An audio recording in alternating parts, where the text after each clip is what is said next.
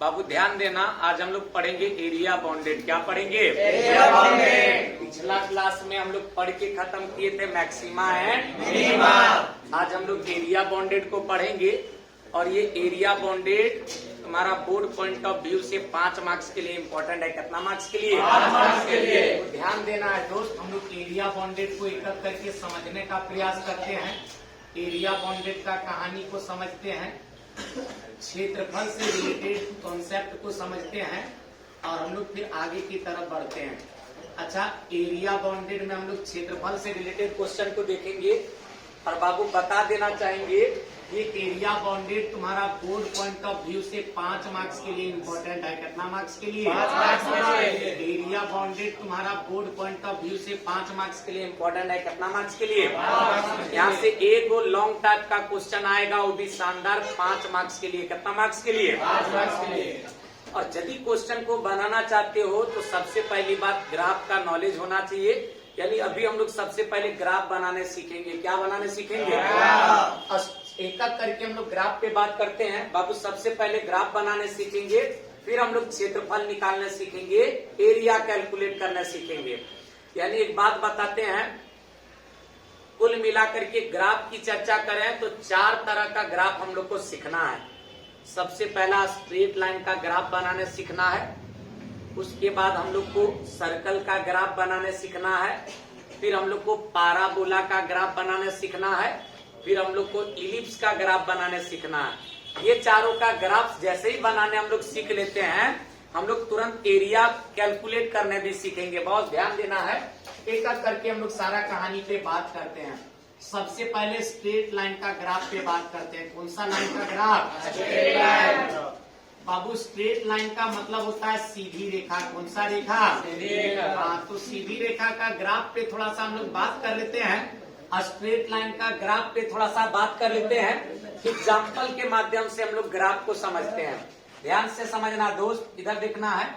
जैसे यदि linear equation के रूप में, रैखिक समीकरण के रूप में x इज इक्वल टू 3 दे दिया जाए, x इज इक्वल टू 3 कहा जाए, दिए गए लाइन का ग्राफ बनाइए, दिए गए लाइन का ग्राफ बनाइए। x is equal to 3 line का ग्राफ बनाना है। क्या बनाना है? Graph. x is equal to 3 line का ग्राफ बनाना हो तो कैसे बनाएंगे? सभी लोग जानता है, ये रहा वाई एक्सिस। कौन सा एक्सिस? Y axis. बोलना है बॉस।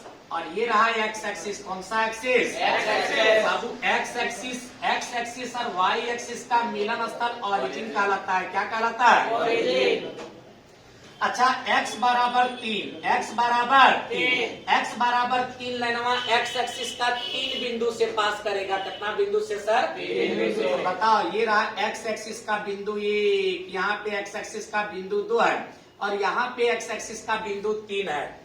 तो बताओ, x बराबर 3 लाइनवा एक्स एक्सिस का ये 3 बिंदु से होकर पास करेगा और ये जो लाइन है यही कहलाएगा x is equal to 3। x is equal to 3। क्या कोई दिक्कत है दोस्त? बाबू इस तरह का ग्राफ हमको लगता है बना लेगा। थोड़ा सा कहानी को और आगे लेके चलते हैं। जैसे यहाँ पे इक्वेशन के रूप में लिखा हुआ रे, क्या लिखा हुआ रे? लिखा हुआ ray y is equal to -2, y is equal to -2।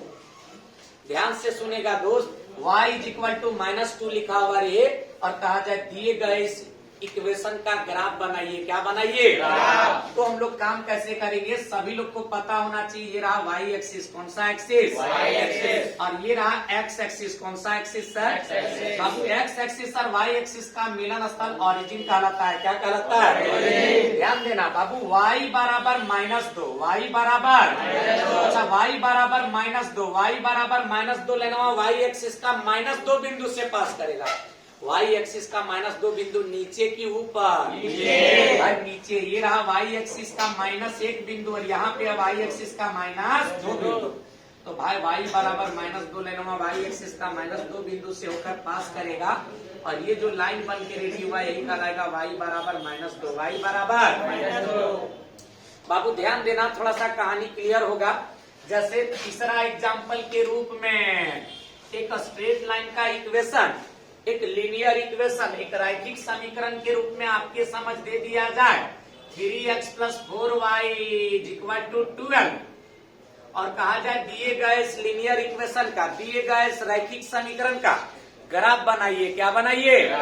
तो भाई जब भी इस तरह का लीनियर इक्वेशन दे करके ग्राफ बनाने के लिए कहा जाए, हम लोग पहले लीनियर इक्वेशन को सॉल्व करके पॉइंट निकालेंगे। क्या निकालेंगे? पॉइंट। अब पॉइंट निकालने के लिए टेबल बनाएंगे। क्या बनाएंगे दोस्त?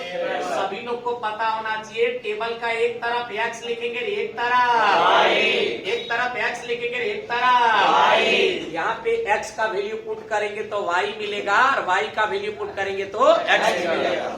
बाबू यदि x कोऑर्डिनेट हम 0 रखते हैं, यदि x कोऑर्डिनेट हम 0 रखते हैं, x कोऑर्डिनेट हम 0 रखते हैं तो ये कंप्लीट हिस्सा बनेगा 0। बताओ 4y बराबर 12, ये 4 काटेगा 12 को क्या बार में? 3 बार में।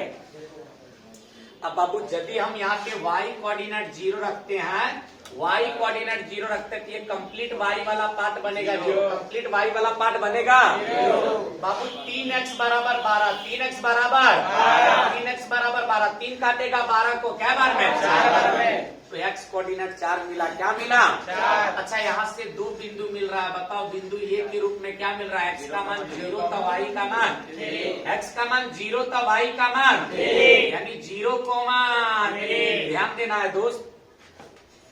फिर बताओ बिंदु बी के रूप में क्या मिला? बताओ x का मान 4 तो y का मान 0। सभी लोग को बोलना है भाई, x का मान 4 तो y का मान 0। जोर से बोलो, x का मान 4 तो y का मान 0, यानी 4 को मान 0। दोनों बिंदु मिलने के बाद हम लोग यहाँ पे क्या करेंगे? ग्राफ बनाने का प्रयास करेंगे। बाबू सभी लोग को पता होना चाहिए, ये रहा y एक्सिस। कौन सा एक्सिस? और ये रहा x एक्सिस। कौन सा एक्सिस दोस्त? बाबू बताओ, x एक्सिस और y एक्सिस का मिलन स्थल ओरिजिन कहलाता है। क्या कहलाता है? x एक्सिस और y एक्सिस का मिलन स्थल ओरिजिन कहलाता है। क्या कहलाता है? हम क्या करेंगे बाबू? लाइन का ग्राफ बनाने के लिए, दिए गए लीनियर इक्वेशन का ग्राफ बनाने के लिए, दिए गए रैखिक समीकरण का ग्राफ बनाने के लिए, स्ट्रेट लाइन का ग्राफ बनाने के लिए बिंदु ए और बिंदु बी को इस रेक्टेंगुलर कार्टेशियन कोऑर्डिनेट सिस्टम में प्लॉट करेंगे और प्लॉट करके मिला देंगे। क्या करेंगे बाबू? बताओ बिंदु ये कहता है x का मान 0 और y का मान, x का मान 0 और y का मान, x का मान 0 और y का मान। बताओ x एक्सिस का मान 0 यहाँ पे, y का मान 3 का 1 2 3। क्या कोई दिक्कत है दोस्त? ये रहा बिंदु ये हैविंग कोऑर्डिनेट 0, 3।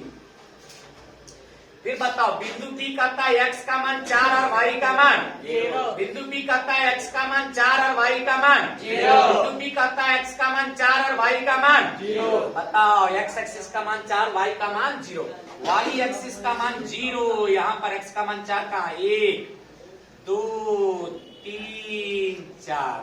बाबू ये रहा बिंदु बी हैविंग कोऑर्डिनेट 4, 0। और बाबू दोनों बिंदुओं को मिला देने के पश्चात जो लाइन बन के रेडी होगा, इसी को हम लोग कहेंगे दिए गए, जो लाइन बन के रेडी होगा इसी को हम लोग कहेंगे दिए गए लीनियर इक्वेशन का ग्राफ, दिए गए स्ट्रेट लाइन का ग्राफ। क्या कोई दिक्कत है दोस्त? ध्यान देना बॉस, कहानी क्लियर होगा। एक कहानी को हम लोग सिस्टमैटिक ढंग से पढ़ के खत्म करेंगे और कुल मिला करके अगर रंग ढंग से देखें तो बाबू स्ट्रेट लाइन का ग्राफ हम लोग बनाने सीखे हैं। स्ट्रेट लाइन का ग्राफ हम लोग बनाने सीख लिए। अब हम लोग पाराबोला का ग्राफ पे बात करेंगे। किसका ग्राफ पे बात करेंगे? हाँ चलो एक एक करके हम लोग थोड़ा सा पाराबोला का कहानी को समझते हैं। जितने यहाँ पे सेकेंड नंबर हेडिंग के रूप में लिखेंगे graph of parabola, graph of, या फिर केवल लिख दो पाराबोला। हम लोग पाराबोला का ग्राफ पे थोड़ा सा चर्चा कर लेते हैं, पाराबोला का फिगर बना लेते हैं। बाबू पाराबोला का ग्राफ को बनाने से पहले पाराबोला का इक्वेशन को समझते हैं।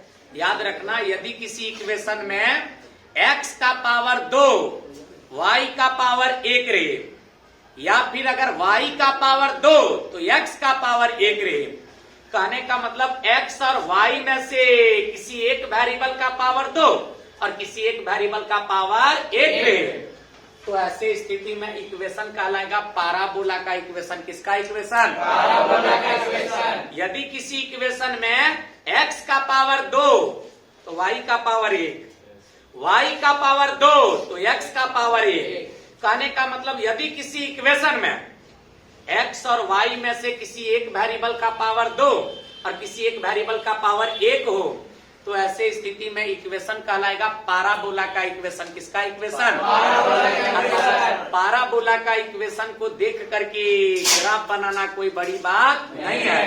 पाराबोला का ग्राफ बनाते समय हम लोग एक चीज पे ध्यान देंगे, यदि इक्वेशन में x का पावर 2 है, यदि इक्वेशन में x का पावर 2 है, तो पाराबोला का ग्राफ y एक्सिस के सिमेट्रिक होगा। किसके सिमेट्रिक?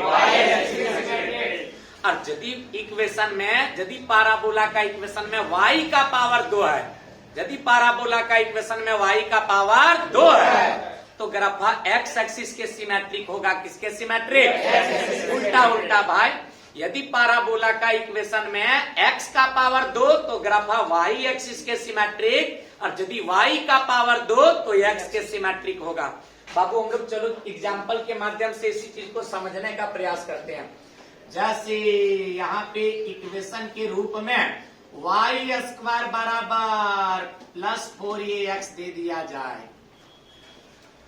y स्क्वायर बराबर प्लस 4ax दे दिया जाए, और दिए गए पाराबोला का इक्वेशन को देख करके पाराबोला का ग्राफ बनाने के लिए कहा जाए। क्या बनाने बोला जाए? तो भाई सबसे पहली बात हम लोग यहाँ पे ये जानेंगे बाबू, ये रहा y एक्सिस। कौन सा एक्सिस? सभी लोग को बोलना है कौन सा एक्सिस। और ये रहा x एक्सिस। कौन सा एक्सिस दोस्त? बाबू x एक्सिस और y एक्सिस का मिलन स्थल ऑरिजिन कहलाता है। क्या कहलाता है? अच्छा एक मिनट, थोड़ा समझने का प्रयास करना है बाबू। इक्वेशन में चूंकि पाराबोला का इक्वेशन में y का पावर 2 है, चूंकि पाराबोला का इक्वेशन में y का पावर 2 है, चूंकि पाराबोला का इक्वेशन में y का पावर 2 है, इसलिए पाराबोला का ग्राफ x एक्सिस के सिमेट्रिक होगा। किसके सिमेट्रिक? अच्छा x एक्सिस का कौन सा साइड भाई? x का कोफिशिएंट प्लस 4 ये है, यानी मतलब x एक्सिस का पॉजिटिव साइड की तरफ सिमेट्रिक होगा, यानी पाराबोला का ग्राफ कुछ इस कदर बनेगा। क्या कोई दिक्कत है?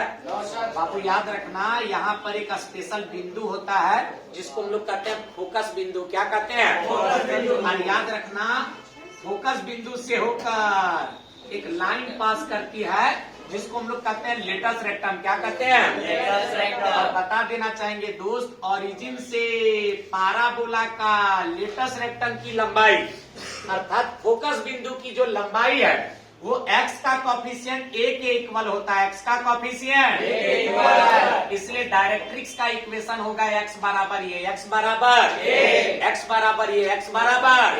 क्या कोई दिक्कत है दोस्त? ये पहला कहानी यहाँ से क्लियर होता है भाई। दूसरा कहानी पे बात करते हैं। यदि पाराबोला का इक्वेशन y स्क्वायर बराबर -4ax दिया जाए, y बराबर -4ax दिया जाए, और दिए गए इक्वेशन को देख करके पाराबोला का ग्राफ बनाने के लिए कहा जाए। किसका ग्राफ बनाने कहा जाए? तो बाबू हम लोग यहाँ पे ये देखेंगे। बताओ सबसे पहली बात, ये रहा y एक्सिस। कौन सा एक्सिस? y axis. और ये रहा x एक्सिस। कौन सा एक्सिस दोस्त? बाबू बताओ, x एक्सिस और y एक्सिस का मिलन स्थल ऑरिजिन कहलाता है। क्या कहलाता है? बाबू बताओ, चूंकि इक्वेशन में y का पावर 2 है, चूंकि इक्वेशन में y का पावर 2 है, चूंकि इक्वेशन में y का पावर 2 है, इसलिए पाराबोला x एक्सिस के सिमेट्रिक होगा। किसके सिमेट्रिक? और चूंकि x का कोफिशिएंट माइनस में, इसलिए x एक्सिस का नेगेटिव साइड की तरफ सिमेट्रिक होगा। अच्छा x एक्सिस का नेगेटिव साइड इधर होता है कि उधर? इधर होता है, तो भाई इधर सिमेट्रिक हो जाएगा पाराबोला। आना बोल भाई। अब बता देना चाहेंगे, यहाँ पर एक स्पेशल बिंदु होता है जिसको हम लोग कहते हैं फोकस बिंदु, और फोकस बिंदु से होकर एक लाइन पास करती है जिसको हम लोग कहते हैं line of directrix. Line of बाबू याद रखना, ऑरिजिन से डायरेक्ट्रिक्स लाइन की दूरी बाबू x का कोफिशिएंट माइनस ये है, x का कोफिशिएंट, तो यहाँ पे माइनस ये होता है, इसलिए इस इक्वेशन, इस लाइन का इक्वेशन होगा x बराबर -x बराबर। क्या कोई दिक्कत है दोस्त? बाबू इसी तरह से थोड़ा सा हम लोग आगे की तरफ बढ़ते हैं। एग्जाम्पल नंबर 3 को समझते हैं। जैसे यदि पाराबोला का इक्वेशन के रूप में x स्क्वायर बराबर 4a दे दिया जाए। एक्स स्क्वायर बराबर 4a, बोलना बाबू एक्स स्क्वायर बराबर 4a। और कहा जाए दिए गए पाराबोला का इक्वेशन को देख करके पाराबोला का ग्राफ बनाइए। क्या बनाइए? तो कैसे बनाएंगे भाई? ये रहा वाई एक्सिस, कौन सा एक्सिस? बाबू ये रहा एक्स एक्सिस, कौन सा एक्सिस? अच्छा, एक्स एक्सिस और वाई एक्सिस का मिलन स्थल ऑरिजिन कहलाता है। क्या कहलाता है बाबू? चूंकि पाराबोला का इक्वेशन में x का पावर 2 है, चूंकि पाराबोला का इक्वेशन में x का पावर 2 है, इसलिए पाराबोला y एक्सिस के सिमेट्रिक होगा। किसके सिमेट्रिक? उल्टा, चूंकि x का पावर 2 है इसलिए y के सिमेट्रिक होगा, और चूंकि y कोएफिशिएंट प्लस में है इसलिए y एक्सिस का पॉजिटिव साइड की तरफ सिमेट्रिक होगा, यानी ऊपर की ओर सिमेट्रिक होगा।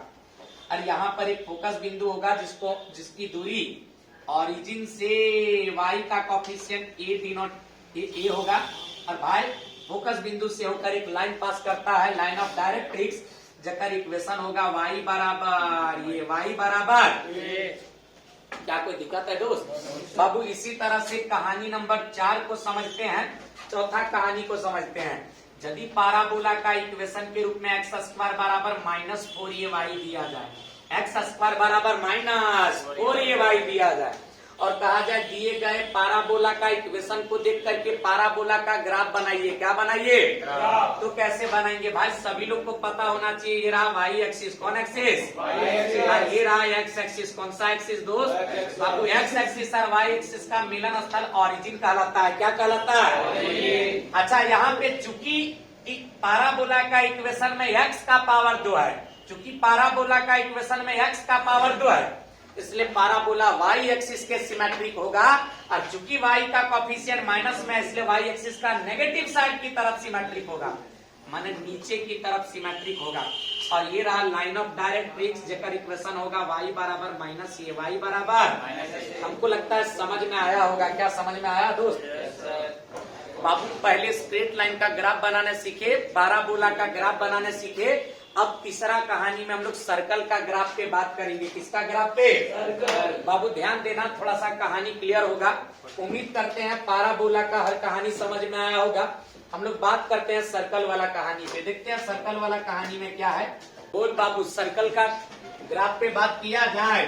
हम लोग तीसरा कहानी के रूप में सर्कल के बारे में बात करेंगे।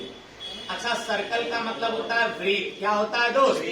सर्कल का मतलब होता है वृत्त। क्या होता है? याद रखना, x square plus y square बराबर ए स्क्वायर के फॉर्म में जो इक्वेशन रे, उसको हम लोग सर्कल का इक्वेशन कहेंगे। किसका इक्वेशन? यदि कोई समीकरण x square plus y square बराबर ए स्क्वायर के रूप में दिया जाए, यदि कोई समीकरण x square plus y square बराबर ए स्क्वायर के रूप में दिखे, तो इसको हम लोग कहेंगे सर्कल का इक्वेशन। किसका इक्वेशन? सर्कल का इक्वेशन को देख करके यदि सर्कल का ग्राफ बनाने के लिए कहा जाए, तो हम सब सबसे पहले सर्कल का सेंटर ढूंढेंगे। क्या ढूंढेंगे? फिर सर्कल का रेडियस ढूंढेंगे। क्या ढूंढेंगे? ग्राफ पे बात करेंगे। बाबू बताओ, जब भी इस तरह का सर्कल वाला इक्वेशन को देख करके सर्कल का ग्राफ बनाना हो, तो सबसे पहले सेंटर ढूंढेंगे। क्या ढूंढेंगे? और बाबू जब भी सेंटर ढूंढना हो तो हम लोग क्या करेंगे? यहाँ x का स्क्वायर है तो x को करेंगे 0 से इक्वेट। बताओ x कोऑर्डिनेट क्या मिला? 0। y का स्क्वायर है तो y को करेंगे 0 से इक्वेट। y कोऑर्डिनेट क्या मिला? 0। यानी सर्कल का सेंटर होगा 0,0, 0,0। जैसे ही सर्कल का सेंटर निकलता है, हम रेडियस पे बात करेंगे। किस पे बात करेंगे? हम बता देना चाहेंगे RHS साइड में ए स्क्वायर है, RHS साइड में ए स्क्वायर है, का मतलब रेडियस ए होगा। रेडियस ए। अब हमको क्या करना है? थोड़ा सा रेडियस और सेंटर का सहारा लेकर के सर्कल का ग्राफ बनाना है। क्या बनाना है दोस्त? सभी लोग जानता है ये रहा वाई एक्सिस। कौन सा एक्सिस? और बाबू ये रहा एक्स एक्सिस। कौन सा एक्सिस? बताओ, एक्स एक्सिस और वाई एक्सिस का मिलन स्थल ऑरिजिन कहलाता है। क्या कहलाता है भाई? बोलने भाई, क्या कहलाता है? ध्यान से समझना दोस्त, हमको सर्कल का ग्राफ बनाना है तो पहले सेंटर का पोजीशन फिक्स करेंगे। सेंटर में एक्स कोऑर्डिनेट 0 और वाई कोऑर्डिनेट, एक्स कोऑर्डिनेट 0 और वाई कोऑर्डिनेट। अब एक्स कोऑर्डिनेट 0 यहाँ पर, वाई कोऑर्डिनेट 0 यहाँ पर। सेंटर ओरिजिन पे लाई कर रहा है। चलो आगे बढ़ते हैं। यानी ओरिजिन को केंद्र मानते हुए, 0 0 को केंद्र मानते हुए, भाई 0 0 को सेंटर मानते हुए ए रेडियस वाला सर्कल का ग्राफ बनाना है भाई। 0 0 को केंद्र मानते हुए ये रहा सर्कल, जकर रेडियस कितना है भाई, जकर रेडियस कितना है भाई ए रेडियस वाला सर्कल का ग्राफ बना देंगे। क्या कोई दिक्कत है दोस्त? फटाक से बोलना है, क्या कोई दिक्कत है? उम्मीद करते हैं किसी तरह का दिक्कत नहीं हो रहा होगा। बाबू ये सर्कल का ग्राफ बनाने का नियम है। इसके बाद आता है इलिप्स का कॉन्सेप्ट। किसका कॉन्सेप्ट? थोड़ा सा इलिप्स पे बात कर लेते हैं। अच्छा, इलिप्स का मतलब, एक मिनट, इलिप्स का ग्राफ हमेशा अंडाकार होता है ना भाई, याद रखना। अंडाकार फिगर को हम लोग इलिप्स कहते हैं। क्या कहते हैं दोस्त? थोड़ा समझने का प्रयास करना, कहानी क्लियर होगा। याद रखना, यदि कोई समीकरण, यदि कोई इक्वेशन एक्स स्क्वायर बटा ए स्क्वायर प्लस वाई स्क्वायर बटा बी स्क्वायर बराबर 1 के रूप में रहे, यदि कोई समीकरण, यदि कोई इक्वेशन एक्स स्क्वायर बटा ए स्क्वायर प्लस वाई स्क्वायर बटा बी स्क्वायर बराबर 1 के फॉर्म में रहे, एक्स स्क्वायर बटा ए स्क्वायर प्लस वाई स्क्वायर बटा बी स्क्वायर बराबर 1 के जैसा दिखे, तो इसको हम लोग कहेंगे इलिप्स का इक्वेशन। किसका इक्वेशन? अब आपको इलिप्स का इक्वेशन को देख करके यदि इलिप्स का ग्राफ बनाने के लिए कह दिया जाए, इलिप्स का ग्राफ बनाने के लिए कह दिया जाए, तो सबसे पहले हम लोग एक्स इंटरसेप्ट पता करेंगे, वाई इंटरसेप्ट पता करेंगे, उसके बाद ग्राफ पे बात करेंगे। बाबू एक्स स्क्वायर के नीचे ए स्क्वायर, इसका मतलब एक्स इंटरसेप्ट ये होगा, एक्स इंटरसेप्ट। वाई स्क्वायर के नीचे बी स्क्वायर का मतलब वाई इंटरसेप्ट बी होगा। कितना होगा दोस्त? जैसे ही एक्स इंटरसेप्ट और वाई इंटरसेप्ट मिलता है, हम लोग यहाँ पे इलिप्स का ग्राफ पे बात करेंगे। अब बाबू यहाँ पे दो तरह का कंडीशन बनता है। क्या condition? Number first, case number first, जब एक्स इंटरसेप्ट बड़ा हो जाए कते से, वाई इंटरसेप्ट से। जब एक्स इंटरसेप्ट बड़ा हो जाए कते से, वाई इंटरसेप्ट से, तब ग्राफ कैसे बनेगा? और एक कहानी और यहाँ से उत्पन्न होता है, वो क्या है भाई? जब वाई इंटरसेप्ट बड़ा हो जाए कते से, एक्स इंटरसेप्ट से, तब का क्या कहानी बनेगा? थोड़ा समझने का प्रयास करना दोस्त। यदि एक्स इंटरसेप्ट बड़ा हो जाए वाई इंटरसेप्ट से, यदि एक्स इंटरसेप्ट बड़ा हो जाए वाई इंटरसेप्ट से, एक मतलब इलिप्स का ग्राफ एक्स एक्सिस के सिमेट्रिक होगा। किसके सिमेट्रिक? यानी एक्स एक्सिस पे फैला होगा। ये रहा वाई एक्सिस, कौन सा एक्सिस? ये रहा एक्स एक्सिस, कौन सा एक्सिस? बाबू चूंकि एक्स इंटरसेप्ट बड़ा है वाई इंटरसेप्ट से, एक मतलब इलिप्स का ग्राफ एक्स एक्सिस के सिमेट्रिक होगा, यानी एक्स एक्सिस पे फैला होगा। क्या कोई दिक्कत है दोस्त? असल में ये जो ग्राफ बन के रेडी हुआ, इसको हम लोग कहेंगे इलिप्स का ग्राफ। किसका ग्राफ? तो यहाँ पे जो इंटरसेप्ट है, एक्स इंटरसेप्ट कितना? ए, और ये रहा वाई इंटरसेप्ट, वाई बराबर बी। बाबू हम लोग दूसरा कंडीशन पे बात कर लेते हैं। सभी लोग को पता है, ये रहा वाई एक्सिस, कौन सा एक्सिस? और बाबू ये रहा एक्स एक्सिस, कौन सा एक्सिस? अच्छा, एक्स एक्सिस और वाई एक्सिस का मिलन स्थल ओरिजिन कहलाता है। क्या कहलाता है? चूंकि यहाँ पे वाई इंटरसेप्ट बड़ा है कते से, वाई इंटरसेप्ट बड़ा है कते से, यदि वाई इंटरसेप्ट एक्स इंटरसेप्ट से बड़ा हो, यदि वाई इंटरसेप्ट बड़ा हो एक्स इंटरसेप्ट से, एक मतलब इलिप्स वाई एक्सिस के सिमेट्रिक होगा। वाई एक्सिस बड़ा है तो वाई एक्सिस के सिमेट्रिक होगा, और कुछ इस कदर इलिप्स जो है सो वाई एक्सिस पे फैला रहेगा। क्या कोई दिक्कत है बॉस? याद रखना दोस्त, एक्स इंटरसेप्ट यहाँ से एक्स बराबर ये, और वाई इंटरसेप्ट यहाँ पे वाई बराबर बी पता चला। क्या कोई दिक्कत है दोस्त? बाबू सबसे पहली बात, यहाँ से हम लोग सर्कल का ग्राफ और इलिप्स का ग्राफ पे भी बात कर लिए। तो भाई सर्कल का ग्राफ बनाएंगे इस तरह से, इलिप्स का यदि कहानी आता है तो ग्राफ बनाएंगे इस तरह से। हमको लगता है समझ में आया होगा ना भाई? तो जैसे ग्राफ क्लियर होता है, हम लोग बात करेंगे एरिया कैलकुलेट करने का रूल पे। एरिया कैलकुलेट करने का रूल पे, एरिया को ज्ञात करने का अपना एक रूल होता है, एरिया को ज्ञात करने का अपना एक नियम होता है। थोड़ा सा हम लोग नियम पे बात करेंगे, ठीक है। नहीं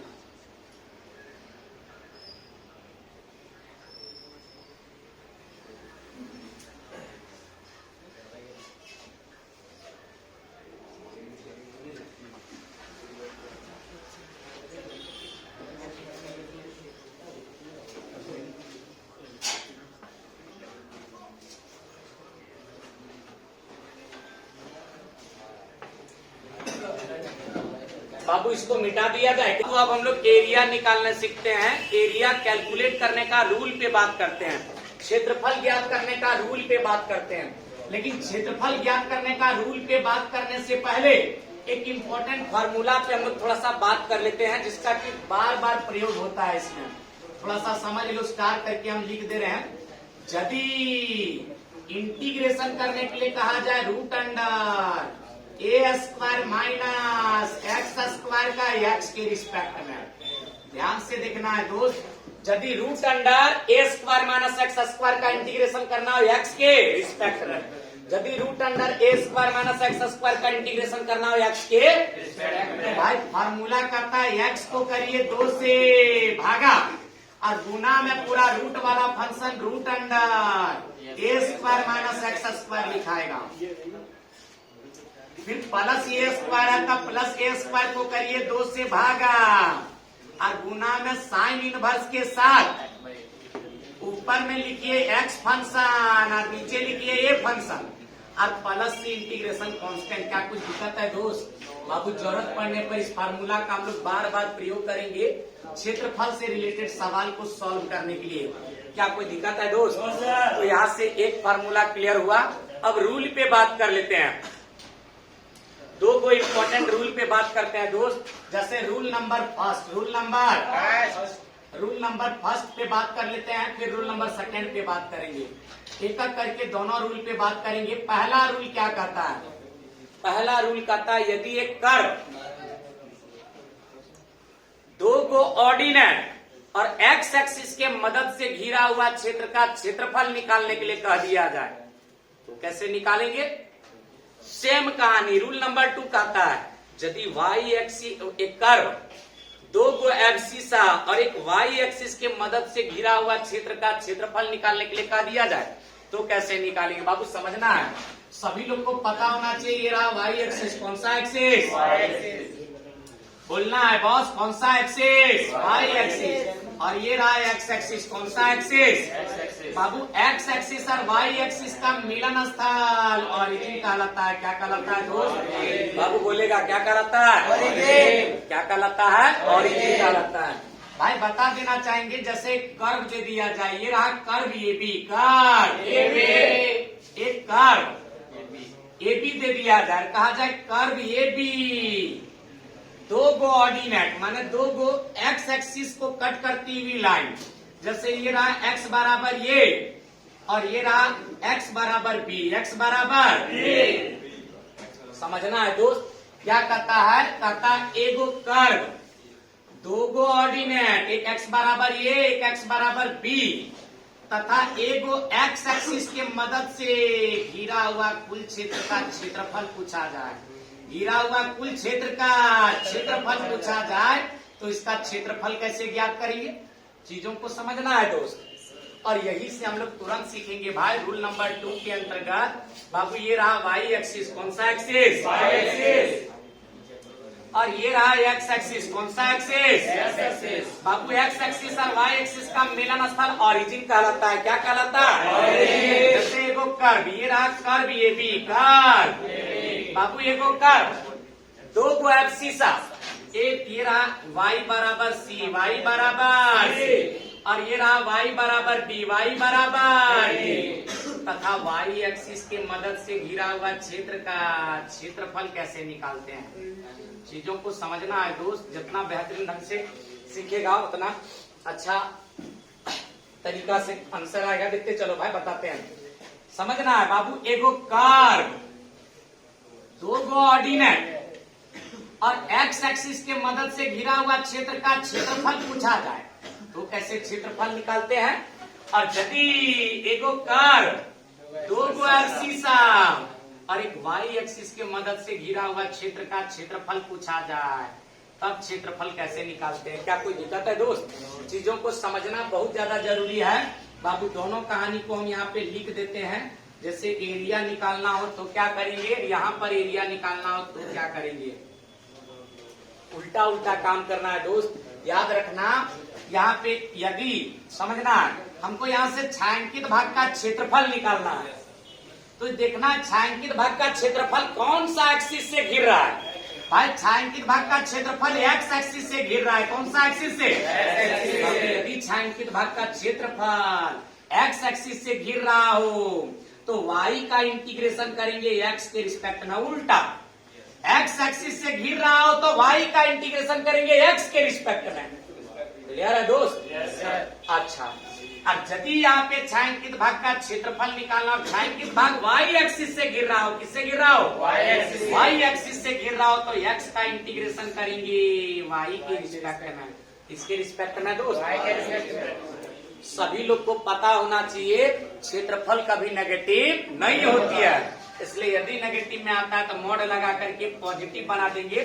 लेकिन एक बात और करना है भाई, कितना से कितना तक? सी से डी तक, सी से बोलना है बाबू। बिंदु सी से डी तक इंटीग्रेशन करेंगे, यहाँ पर बिंदु सी से बिंदु डी तक इंटीग्रेशन करेंगे और यहाँ पे बिंदु ए से बिंदु बी तक इंटीग्रेशन करेंगे, ए से बी तक इंटीग्रेशन करेंगे। एरिया का भी नकारात्मक नहीं होती इसलिए मोड लगा करके पॉजिटिव बना देंगे। क्या बना देंगे? एक बार फिर से रिपीट करते हैं सर, ध्यान देना, कहानी क्लियर होगा। यदि छायांकित भाग का क्षेत्रफल निकालना हो और छायांकित भाग एक्स एक्सिस से घिरा हुआ हो तो वाई का इंटीग्रेशन करेंगे एक्स के रिस्पेक्ट में, ए से लेकर कहां तक? बी तक। और बाबू यदि यहाँ पे छायांकित भाग का क्षेत्रफल निकालना हो और छायांकित भाग वाई एक्सिस से घिरा हुआ हो तो एक्स का इंटीग्रेशन करेंगे वाई के रिस्पेक्ट में, कहां से कहां तक? तो सी से क्या कोई दिक्कत है दोस्त? बाबू इसी कॉन्सेप्ट का प्रयोग करके अभी हम लोग एक क्वेश्चन करेंगे ताकि कहानी और भी क्लियर हो सके। ध्यान देना, हम क्वेश्चन पे बात करते हैं, डायरेक्ट क्वेश्चन पे बात करते हैं। अच्छा सुनेगा बॉस, सबसे पहली बात यहाँ क्वेश्चन पे बात कर लेते हैं। बाबू क्वेश्चन में कहेगा, क्या कहेगा क्वेश्चन में? कहेगा find area of the region, find area of the region, area of the region bounded by, find area of the region bounded by, bounded by the curve, bounded by the curve, bounded by the curve y बराबर x square, y बराबर x square and the line y बराबर 4 and the line y बराबर 4 and the line y बराबर 4। चीजों को समझना बहुत ज्यादा जरूरी है, थोड़ा समझना है दोस्त। बाबू एरिया बाउंडेड से रिलेटेड इस तरह का यदि सवाल आए तो घबराना नहीं दोस्त। जब भी इस तरह का सवाल आएगा 5 मार्क्स के लिए आएगा। कितना मार्क्स के लिए? हम लोग तरीका से सॉल्व करेंगे, देखते चलो कहानी क्लियर होगा। बाबू सवाल को सबसे पहले पढ़ेंगे और पढ़ के हम लोग समझने का प्रयास करेंगे वास्तव में क्वेश्चन में क्या कहा जा रहा है। देखो क्वेश्चन में क्या कहा जा रहा है, कहा जा रहा है find area of the region bounded by the curve y बराबर x square and the line y बराबर, कहा जा रहा है दिए गए कर्व y बराबर एक्स स्क्वायर तथा दिया गया लाइन y बराबर 4 के मदद से घिरा हुआ क्षेत्र का क्षेत्रफल बताइए। घिरा हुआ क्षेत्र का घिरा हुआ एरिया का घिरा हुआ क्षेत्र का क्षेत्रफल बताइए। क्या बताइए? एक बात समझना है दोस्त, जब भी इस तरह का क्वेश्चन आए बाबू दिया गया कर्व तथा दिए गए लाइन के मदद से घिरा हुआ क्षेत्र का क्षेत्रफल निकालना है। जब भी इस तरह का क्षेत्रफल से रिलेटेड क्वेश्चन आए हम सब सॉल्यूशन वाला पार्ट में सबसे पहला लिखेंगे गिवन। क्या लिखेंगे? दिया गया है दोस्त, क्या दिया गया है बाबू? कर्व का इक्वेशन दिया गया है। कर्व का इक्वेशन दिया गया y बराबर कितना? जोर से बोलेगा y बराबर कितना? जी लगा y बराबर एक्स स्क्वायर, इसको कह देंगे समीकरण नंबर 1। और बताओ लाइन यहाँ पे दे रखा है y बराबर कितना? बोलना है। लाइन के तौर पे दे रखा है y बराबर 4। कहा जरा दिए गए कर्व तथा दिए गए लाइन के मदद से घिरा हुआ क्षेत्र का क्षेत्रफल बताइए। तो दिया गया डेटा लिखने के बाद हम लोग ग्राफ बनाएंगे। क्या बनाएंगे दोस्त? फिगर बनाएंगे। सर बताओ, सभी लोग जानता है ये रहा वाई एक्सिस। कौन सा एक्सिस? बाबू बोलना पड़ेगा कौन सा एक्सिस। और ये रहा एक्स एक्सिस। कौन सा एक्सिस दोस्त? बाबू बताओ, एक्स एक्सिस और वाई एक्सिस का मिलन स्थल ओरिजिन कहलाता है। क्या कहलाता है? ओरिजिन कहलाता है। क्या कहलाता है? चूंकि इस इक्वेशन में x का पावर 2 और y का पावर 1 है, इसलिए ये तुम्हारा कहलाएगा पाराबोला का इक्वेशन। किसका इक्वेशन? और बाबू पाराबोला का इक्वेशन में हम लोग देख पा रहे हैं, क्या देख पा रहे हैं? x का पावर 2 है। x का पावर 2। यदि पाराबोला का इक्वेशन में x का पावर 2 हो तो पाराबोला का ग्राफा y एक्सिस के सिमेट्रिक होगा। y एक्सिस के x का पावर 2। पाराबोला का इक्वेशन में x का पावर 2 है तो पाराबोला का ग्राफा y एक्सिस के सिमेट्रिक होगा। और y का कोफिशिएंट प्लस में है, इसलिए y एक्सिस का पॉजिटिव साइड की तरफ सिमेट्रिक होगा। बाबू y एक्सिस का पॉजिटिव साइड ऊपर की नीचे? ऊपर। यानी ऊपर की तरफ पाराबोला सिमेट्रिक होगा। क्या कोई दिक्कत है दोस्त? ये तुम्हारा कहलाएगा कर्व नंबर 1। Curve number 1। बाबू यहाँ पे लाइन y बराबर 4। लाइन y बराबर 4। यहाँ पे बताओ दोस्त, y बराबर 4। y बराबर 4 लाइन में y एक्सिस का 4 बिंदु से पास करेगा। कितना बिंदु से? 4 बिंदु से। यहाँ पे रहा y एक्सिस का बिंदु 1, y एक्सिस का बिंदु 2, y एक्सिस का बिंदु 3 और y एक्सिस का बिंदु 4। ये रहा लाइन y बराबर 4। लाइन y बराबर 4। बाबू समझना है, कहानी क्लियर होगा।